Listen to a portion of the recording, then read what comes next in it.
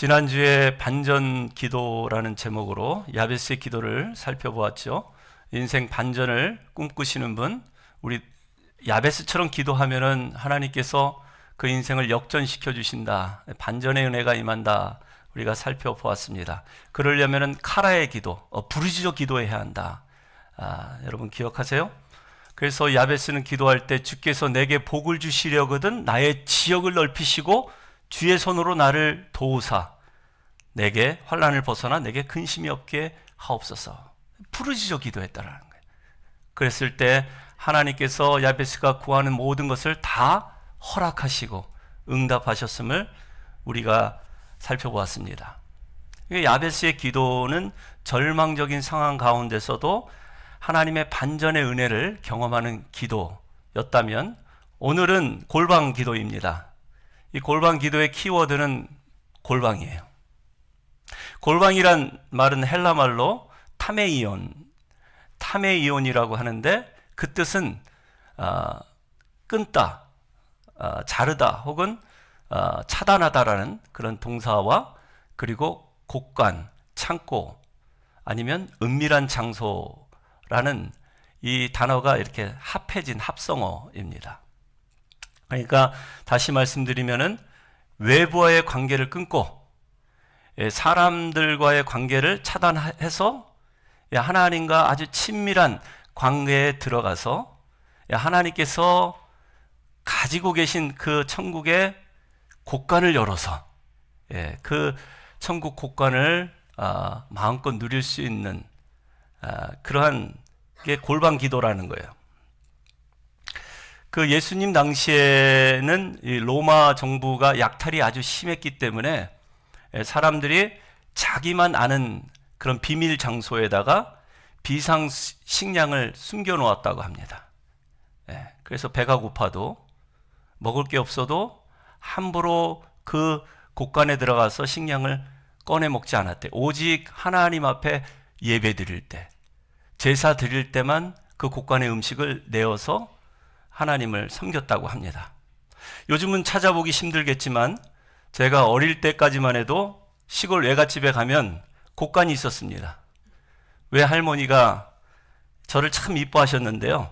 제가 외갓집에 가면 제 손을 붙잡고 곳간에 가서 곳간 문을 열고 거기서 뭐 약과도 내어주시고 곶감 또 박하사탕, 시골에 뭐 없는 게 없더라고요.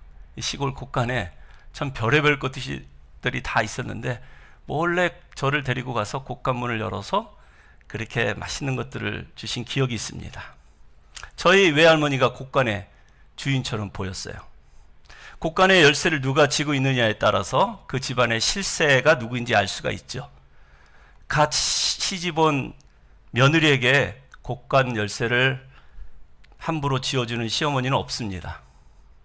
시어머니가 갖고 있는 이 곳간 열쇠는 그냥 열쇠가 아니에요. 집안 살림을 책임지는 열쇠요. 또 어떻게 보면 그 집안의 최고 권력이기 때문에 그렇습니다. 며느리가 어느 정도 집안 살림을 충분히 할 수 있다 확신이 들 때 그때 시어머니는 곳간 열쇠를 내어줍니다. 그리고 그 곳간 열쇠를 건네받았다라는 이야기는 며느리로 인정받았을 뿐만 아니라 이제 한 집안의 권력이 이동하는 거예요. 시어머니에게서 며느리로. 예수님께서 가이사랴 빌립보 지방에 다니실 때 묻습니다. 제자들에게 사람들이 인자를 누구라 하느냐. 그랬더니 베드로가 정답을 맞히죠. 주는 그리스도시요 살아계신 하나님의 아들이십니다. 그때 예수님께서 베드로에게 하신 말씀이 있어요. 마태복음 16장 19절에 기록이 되어 있는데 한번 읽어볼까요? 내가 천국 열쇠를 내게 주리니 내가 땅에서 무엇이든지 매면 하늘에서도 매일 것이요 내가 땅에서 무엇이든지 풀면 하늘에서도 풀리리라 하시고, 예수님께서 베드로에게 주신 것은 천국 곳간의 열쇠를 주신 거예요. 믿을만 하니까, 이 신앙 고백을 듣고 믿을만 하니까 당신께서 가지고 있었던 모든 권세를 이양해 주신 것입니다. 우리도 마찬가지예요. 이 천국 곳간의 열쇠는 베드로뿐만 아니라 주는 그리스도시요 살아계신 하나님의 아들이십니다.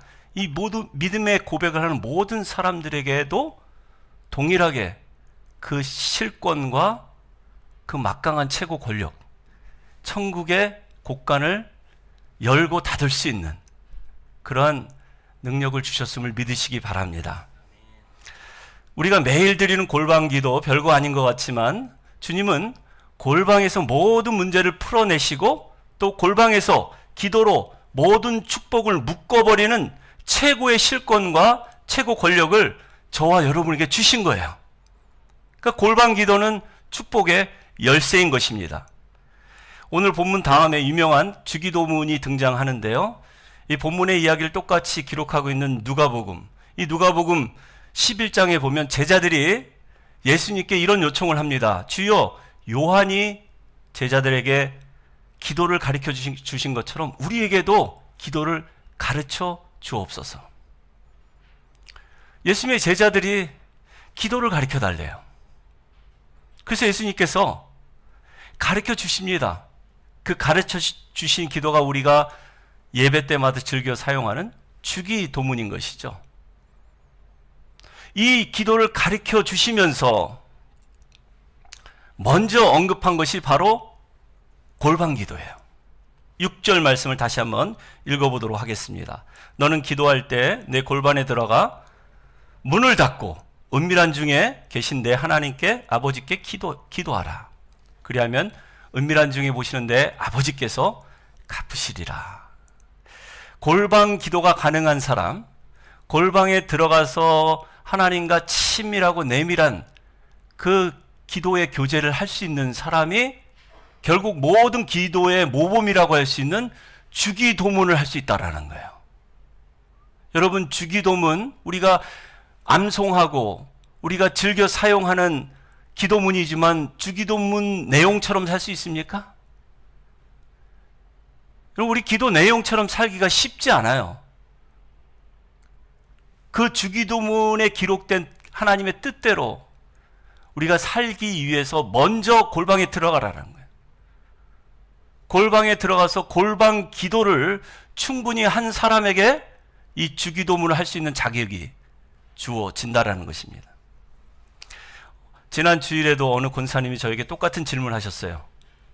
목사님, 기도는 어떻게 하는 겁니까? 주일날 대표 기도를 할 차례가 오면 무슨 기도를 어떻게 해야 할지, 그래서 고민하면서 일주일 내내 기도문을 작성하면서 일은 손에 잡히지 않고 일주일 내내 일을 하면서도 틈만 나면 골방에 들어가서 스스로 자가 격리를 해버린 거예요. 사람들과의 관계를 끊고 일선을 놓고 하나님과 독대하면서, 하나님, 내가 우리 교회를 위해서, 성도님들을 위해서 대표 기도를 해야 되는데 무슨 기도를 해야 합니까? 여러분, 이런 과정, 기도의 과정이 있었기에 저는 특별히 은혜가 있고 또 많은 사람들에게 공감을 주는 그런 대표 기도가 아니었나 하는 생각을 해보았습니다. 아마 대표 기도를 하신 분들은 다 공감하실 거예요. 내가 무슨 기도를 어떻게 해야 할까? 주님, 나에게 기도를 좀 가르쳐 주세요. 주기도문에 이르기까지 먼저 골방에 들어가서 하나님의 뜻대로 하는 기도가 어떤 기도인지 하나님 내게 알려주세요. 이러한 기도의 과정이 있었기 때문에 모든 사람들의 마음에 은혜가 있고 또 감흥을 끼칠 수 있는 그런 기도가 된 게 아닌가 하는 생각을 해봅니다. 사울 왕은 교만해져서 자기 골방을 잃어버렸어요. 여러분, 기억하시기 바랍니다. 하나님께서 쓰시는 사람들은 다들 자기만의 골방들이 다 있었어요. 그 골방을 지키기 위해서 그들은 목숨도 불사했습니다. 왜냐하면 거기서 하나님을 깊이 만났고 성령의 기름 부으심이 있었기 때문에. 그런데 가끔 하나님께 쓰임받고 사람들에게 존경받는 목사님들이 하루아침에 추락하는 경우가 있죠. 돈 문제 혹은 여자 문제에 연루가 되어서 사회적인 공분을 일으키고 그리고 그것이 알고 싶다 같은데 출연하는 그런 목사님들이 있습니다. 그분들이 실수로 재수 없어서 걸린 걸까요? 저는 골방의 문제라고 생각합니다. 그분들이 골방을 잃어버렸거나 혹은 그 골방에 거미줄이 쳐져 버렸기 때문에, 골방의 능력을 상실했기 때문에 그렇게 사회적으로 지탄을 받고 그렇게 존경받고 유명했던 목사님들 하루아침에 추락하는 경우를 우리가 보게 되지 않습니까? 다윗도 사울의 뒤를 이어서 왕이 되었고 또 하나님의 기름 부심을 받았는데 그도 여자 문제 때문에 골방을 잃어버릴 위기가 있었어요. 그런데 그는 몸부림을 치면서 골방을 사수했습니다. 어떻게 기도합니까? 시편 51편에 보면 이런 기도를 하잖아요. 나를 주님 앞에서 쫓아내지 마시고 주의 성령을 내게 거두지 마옵소서. 여러분, 이러한 기도, 정말 골방을 지키기 위해서 회개하고 참회하면서 몸부림치면서 하나님 앞에 기도하는 사람, 이런 사람에게는 하나님이 특별한 은혜를 베풀어 주세요. 그 골방에서 회복하게 하시고 골방에서 다시 성령의 기름 부으심을 받게 하셔서 하나님께서 하나님 마음에 합한 사람으로 하나님께서 부르시는 그날까지 위대한 성군으로 사용하여 주실 줄로 믿습니다. 여러분, 몸부림친다라는 게 어떤 걸까요? 시골에서 이 개울가를 따라 올라가다 보면 가끔 이 송사리 떼를 발견할 때가 있죠. 연어가 귀소 본능을 하는 것처럼 이 작은 손가락만한 송사리라 할지라도 떼를 이어서 올라가는데 그 센 물살을 거스르고 물살을 치고 올라가는 거예요. 물살이 세다 보니까 이 작은 송사리가 어떻게 해요? 제자리에서 가만히 있는 것 같지만 사실은 물살에 떠내려가지 않으려고 몸부림을 치는 거예요. 여러분, 우리의 기도 생활이 마찬가지입니다. 송사리가 물살에 떠내려가지 않으려고 몸부림을 치는 것처럼 여러분, 우리도 기도의 골방을 지켜내기 위해서 몸부림을 쳐야 돼요. 몸부림칠 때 그때 목적지까지 연화가 올라가는 것처럼, 송사리 떼들이 올라가는 것처럼 우리도 그렇게 올라가게 될 줄로 믿습니다.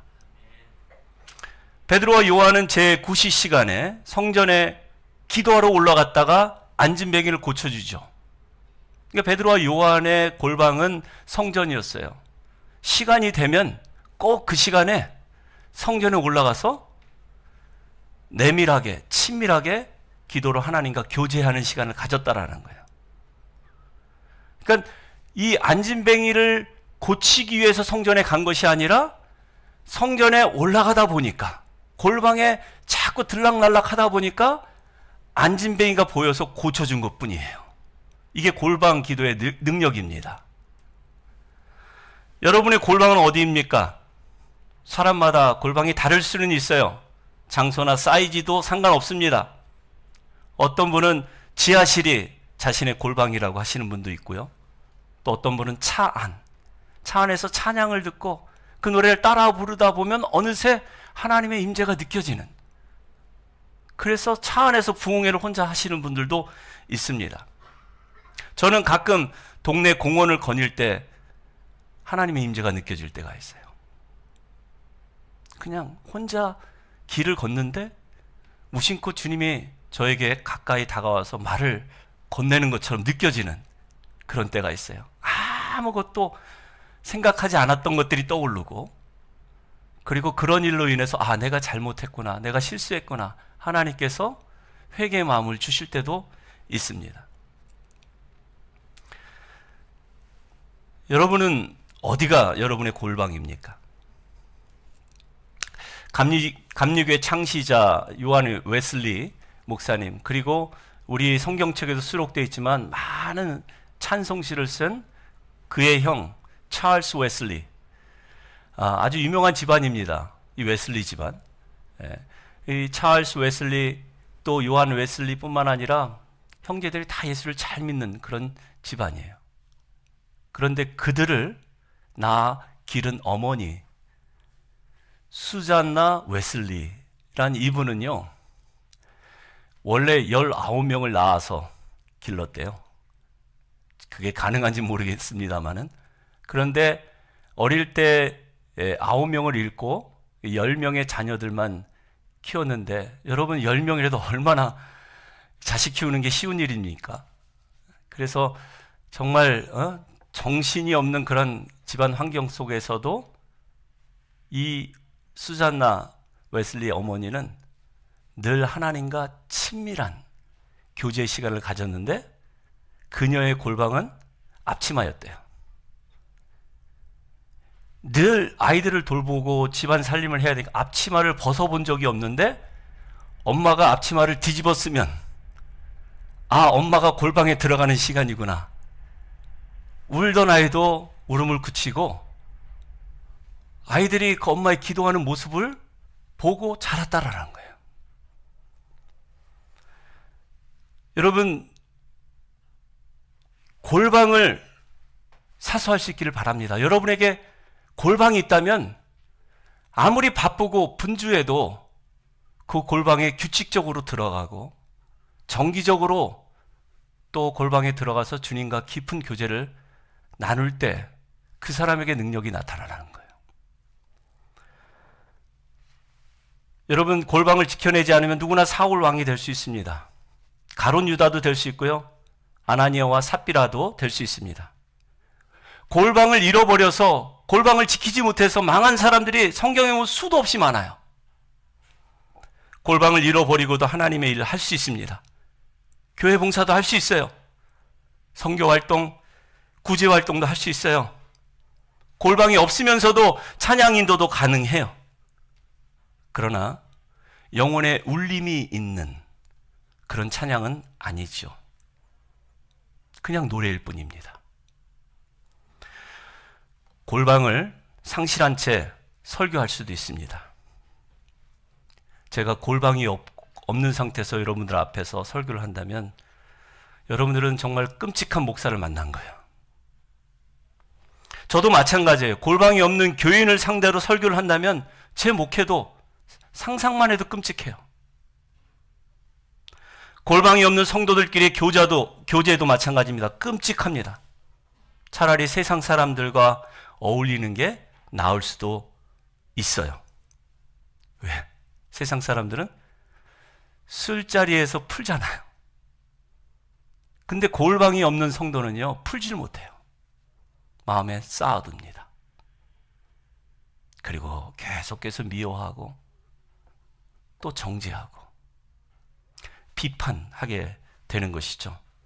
그래서 성도 간의 그 갈등은 쉽게 해소가 되지 않습니다.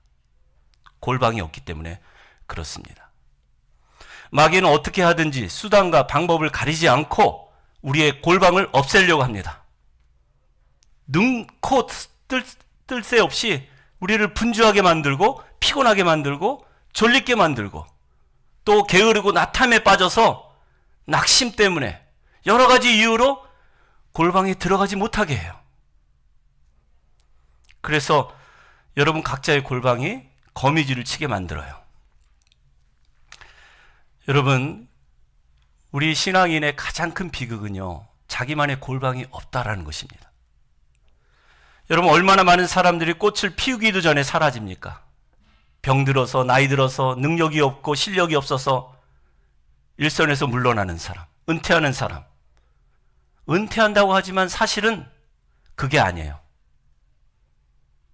마귀에게 골방을 빼앗겨 버렸기 때문에 그렇습니다. 자기만의 골방이 있었던 모세는 나이 100살이 되어도 기력이 쇠하지 않고 눈이 흐리지 않았다고 성경은 기록하고 있어요.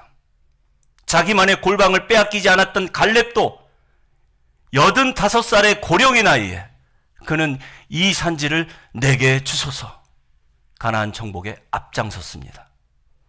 예수님도 겟세마네 동산이라는 골방에서 몸에서 기름을 짜내듯이 몸부림치며 기도했을 때, 그때 사망 권세에 묶여있는 저와 여러분, 온 인류가 죄사함 받고 해방되는 놀라운 구원의 역사가 일어났음을 기억할 수 있기를 바랍니다. 그러니까 모든 인생의 승패는 골방에서 결정된다는 사실을 마음에 새길 수 있기를 바랍니다. 여러분, 눈에 보이는 작은 얼음 덩어리, 이 빙산의 일각, 만만히 보면 안 됩니다. 그 빙산의 일각 때문에 그 거대한 타이타닉호가 침몰한 거예요. 눈에 보이는 이 자그마한 빙산의 일각, 전체 그림으로 보면 10%밖에 되지 않아요.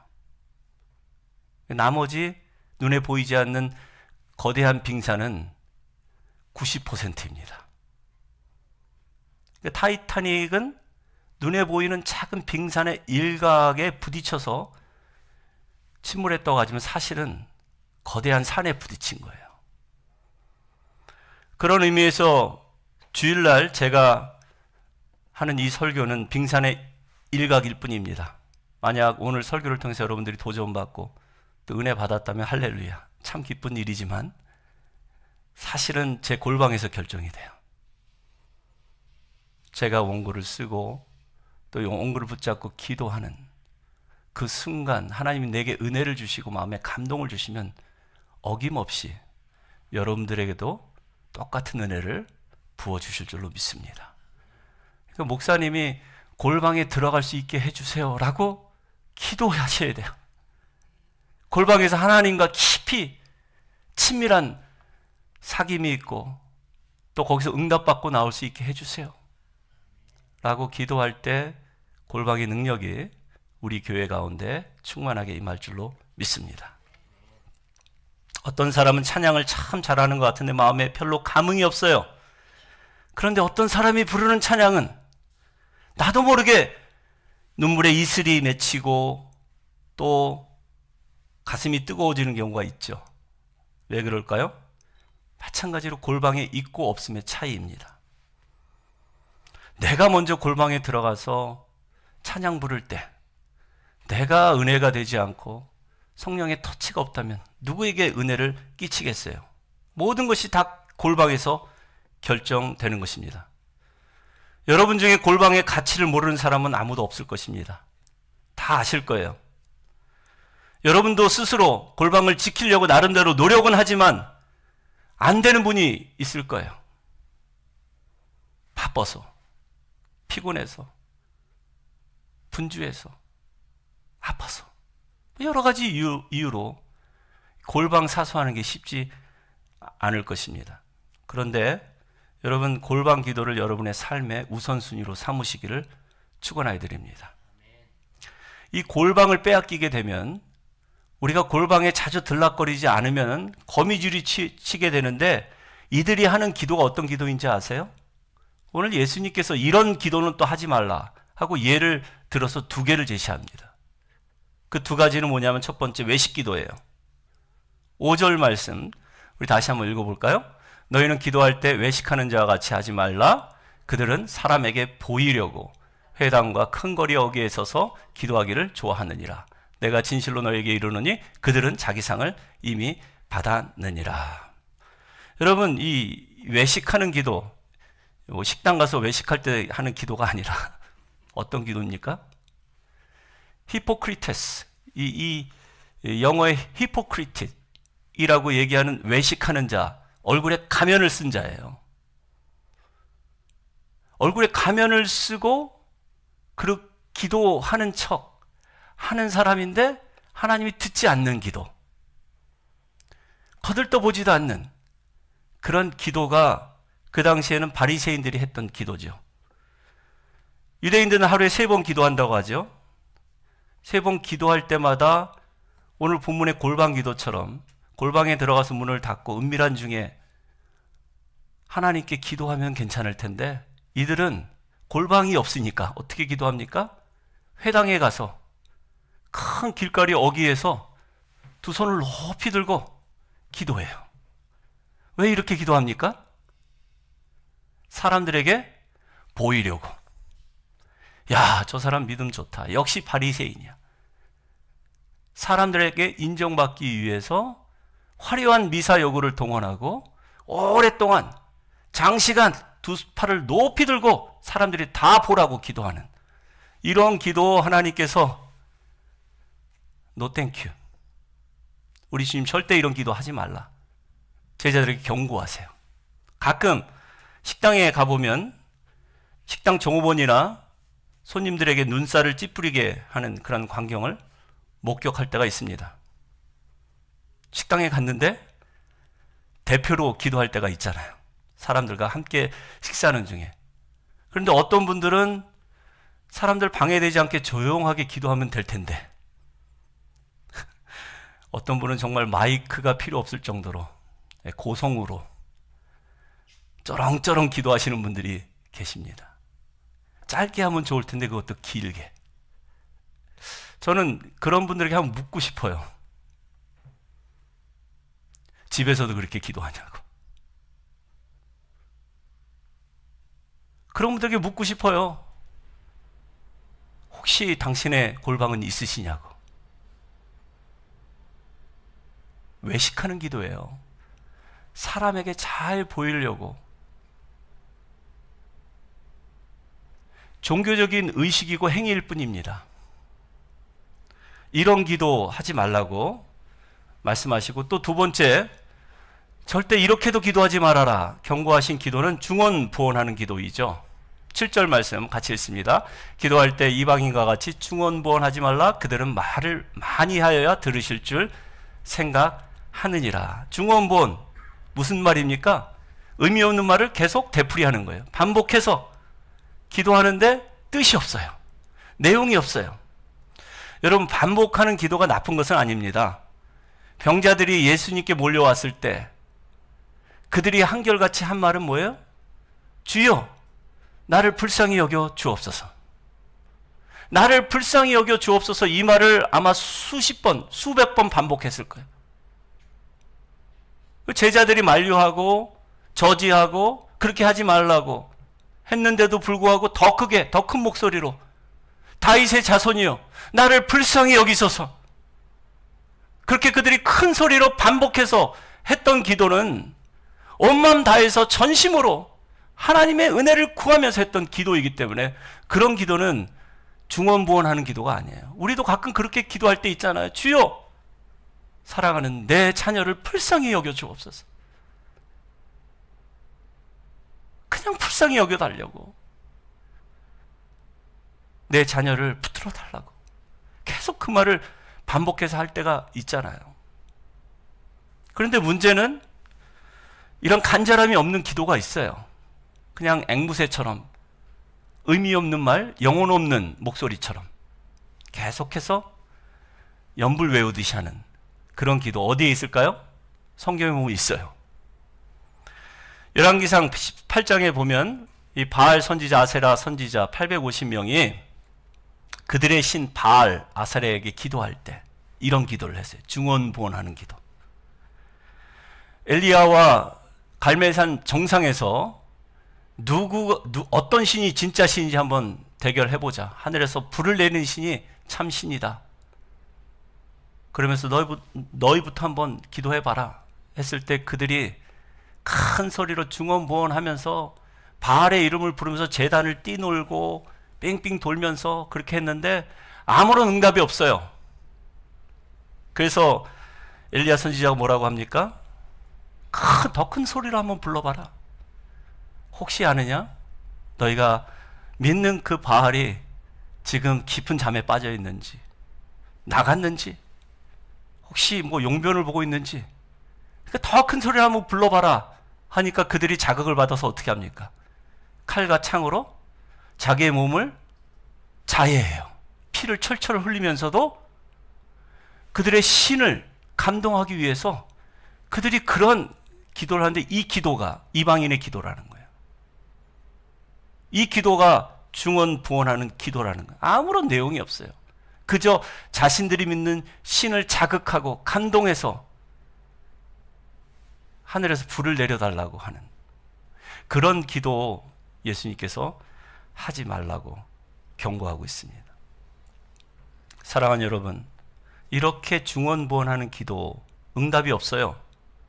아무리 자기의 신에게 잘 보려고 해도, 그래서 자기 몸을 자해하고 피를 철철 흘려도 이 가짜 신은 묵묵부답일 뿐입니다. 마찬가지로 외식하는 기도, 아무리 사람들에게 잘 보이려고 사람들이 자주 모이는 회당이나 큰 거리 여기에서 두 손을 높이 들고 화려한 미사옥으로 그렇게 기도한다 할지라도 마찬가지예요. 외식하는 기도도 하나님의 응답을 받을 수 없습니다. 오직 골방에서 기도할 때 하나님께서 응답하심을 믿으시기 바랍니다. 말씀을 마무리하겠습니다. 이 남아프리카 이 공화국에 디마라는 흑인 형제가 있었대요. 이분이 이제 은혜를 받았나 봐요. 그래서 담임 목사님을 찾아가서 담임 목사님에게 이런 말을 합니다. 이 담임 목사님 그 당시에 은퇴를 앞두고 있어서 이제 다음 후임을 지금 찾고 있는 중이었는데, 목사님, 하나님께서 저를 부르심을 저는 확신합니다. 목사님, 이 교회 강단권을 내게 주십시오. 후임 목사가 되게 해달라고. 내가 앞으로 이 강단에서 설교를 할 테니까 설교하고 병자들을 위해서 기도하면서 하나님의 그 부르심에 따라서 목회를 할 테니까 맡겨달라고. 그러니까 이 목사님은 어떻겠어요? 황당해 하지 않겠습니까? 그래서 일단은 당의 장로님들과 같이 의논하고 난 다음에 그리고 나서 알려주겠다고. 당연히 뭐 장로님들은 그럴 수 없습니다. 적임자를 찾아야 합니다. 그래서 어떻게 해요? 분명히 이 친구가 이 가슴에 열정은 있는 것 같은데, 부르심에 대한 확신이 있는 것 같은데, 그래서 생각해낸 것이 뭐냐면, 그 교회에 출석하고 있는 그 먼 곳에서 오는 성도들이 좀 있었나 봐요. 거기에 일주일에 한번 주중 예배에 가서, 없는 예배를 만들어서 주중 예배를 인도하고 거기서 말씀을 전해라. 그런데 대여섯 명 모였던 그 가정 예배가 몇 달이 지나서 그곳에 번듯한 교회가 하나 세워졌어요. 그럼 몇 년 지나서 그 지역에서 가장 큰 한 1000명 모이는 그런 중형교회로 성장해 버렸어요. 그리고 결국에는 남아프리카 공화국에서 가장 큰 교회를 담임하는 목사님이 바로 이 디마 형제가 되었다라는 거예요. 여러분, 제가 이 디마 형제가 대형교회 목사님이 되었다, 뭐 이런 무용담을 말씀드리려고 한 게 아니에요.